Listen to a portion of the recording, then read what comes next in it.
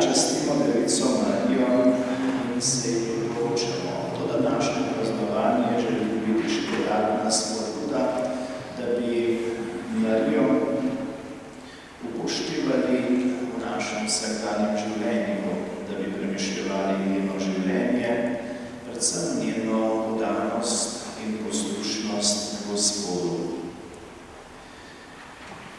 Gospoda prosimo, da bi nam odprl oči za te duhovne resničnosti, tako kot je odprl ušesa in usta gluhonememu človeku, ki so ga privedli preden, kot bomo slišali v našem evangeljskem odlomku.